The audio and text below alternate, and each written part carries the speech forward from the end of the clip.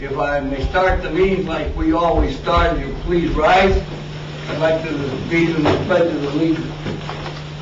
I pledge allegiance to the flag of the United States of America and to the republic for which it stands, one nation, under God, indivisible, with liberty and justice for all. Please be seated and thank you. It's because this country will never survive under any circumstances if we do not protect the laws of this land and enforce the laws of this land.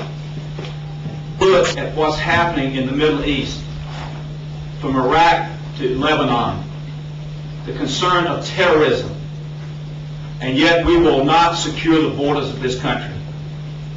I don't care if it's President Bush or the former President Clinton. If you are truly concerned about terrorism, for God's sakes, why won't you secure the borders of this country?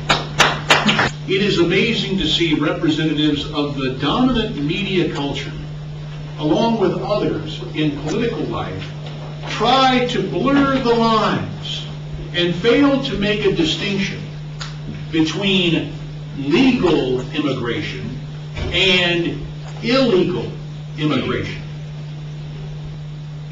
The answer is simple. Enforcement first. No tricks, no triggers, no amnesty. Enforcement first, because it is the first responsibility of government. Today, we are bracing for what will happen tomorrow. We are not sure. But I can tell you that my view will not change regardless of how many persons and individuals come by the office and say we must have amnesty. We must have what is in the Senate bill of paying 3 years back taxes and getting a glide path to citizenship. I had a few citizens tell me, you know, I had 2 heavy years of paying taxes back in 2004 and 2003. I want to go from being a U.S. citizen to an illegal alien so I don't have to pay taxes but on 3 out of 5 years, and I'll skip those 2 heavy years. He said, this is just not right to give the special privileges that's in the Senate bill as a reward for coming into this country illegally. I, for one, as somebody who grew up along the frontier, I still live there. I spent a lot of time south of the border. And frankly, I wish more congressmen would spend time south of the border. And I wish more of the so-called activists who claim to care and know about immigrants would spend more time south of the border and at the frontier. An interesting thing happened this weekend. And I think it's quite an example that the media is not telling the whole story.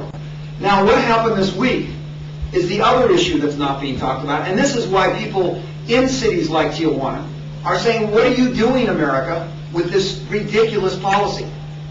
And that is the fact that the encouragement of illegal immigration does not just affect us on the north side of the border.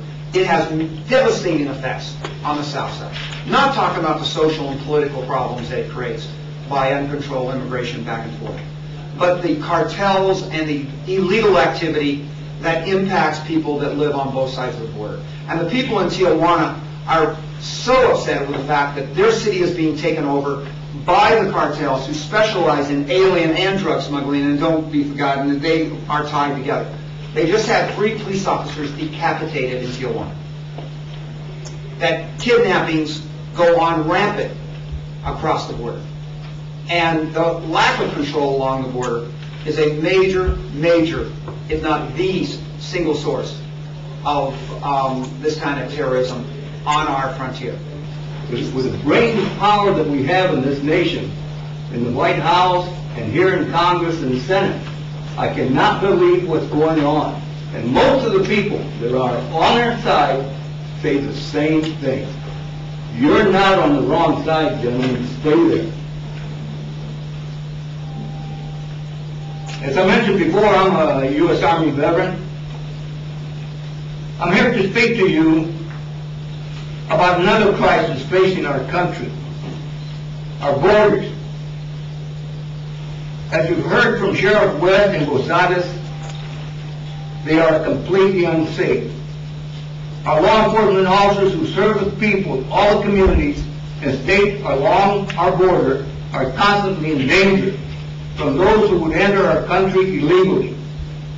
Thank you very much. I appreciate the fact that you're letting us be here to tell you what we think as American citizens.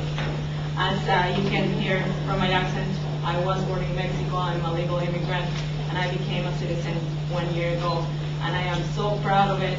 I am ready to fight against any enemies that want to attack the country, my new country, today and forever.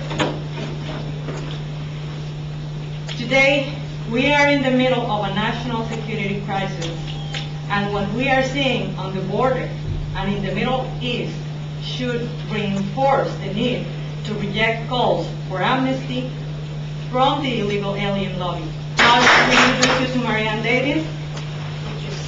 Good morning. Thank you to Congressman Jones, Bill Bragg, Good, and J.D. Hayworth, and others who, by their actions, have shown the American people they understand the chaos and vulnerability of our nation's security when our borders are not controlled. We, as members of You Don't Speak for Me, support the brave efforts of local officials like Sheriffs West and Gonzalez, who are in the front lines of the daily war with human traffickers, illegal aliens, and drug smugglers along our borders.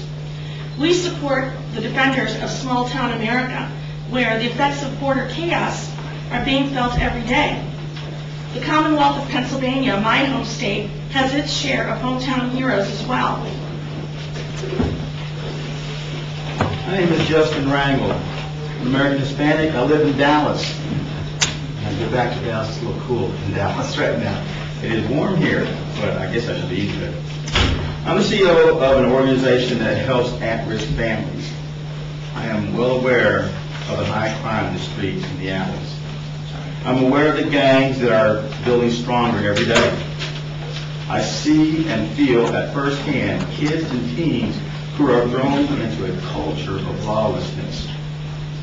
Our American heritage of civil law and the respect of our forefathers who paid the price for it is under attack. And they're under attack by illegal aliens. Good morning. My name is Diana Sanchez. I am the daughter of legal immigrants from Nicaragua, Central America. Because of unfortunate circumstances, when I was 1 year old, my mother found it necessary to send me to Nicaragua to live with my grandparents who were very poor. They struggled to clothe and feed me. Even with what little money my mother could send them, meals were not a promised everyday thing. I am telling you this because I want you to know that even though I was born in the United States, I know what it's like to grow up with a poor family in a third world country, and thus I can relate to the plight of the immigrants, the legal immigrants, that is. I feel helpless, frustrated, and outraged at the fact that our government is giving in to the demands of illegal aliens and ignoring the demands of the American citizens.